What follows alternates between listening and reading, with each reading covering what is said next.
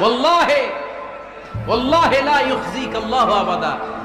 নবী গো, আল্লাহ আপনার অপমান করবেন না, কারণ আপনার মধ্যে এমন এমন ভালো ভালো গুণ আছে, এই গুণাবলীগুলি যে মানুষের মধ্যে থাকে তাকে আমার রব কোনোদিন অপমান করতে পারে না। চিল্লায় বলেন ঠিক কি না?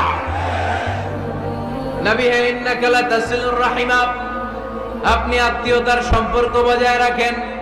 ও নবী, তাসদুকুল হাদিসা, সব সময় আপনি সত্য কথা বলেন। ওয়া তাহমিলুল কাল্লা, আপনি মানুষের বোঝা টেনে দেন।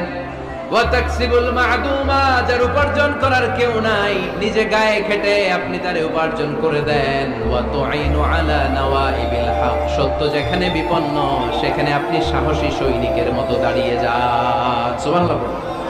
নবী হে, আপনি ভয় পাবেন না, কারণ আপনি এমন অসাধারণ ব্যক্তিত্ব, এমন জনকল্যাণমূলক কাজের আঞ্জাম আপনি দেন, এরকম লোককে আল্লাহ কখনো অপমান করতে পারে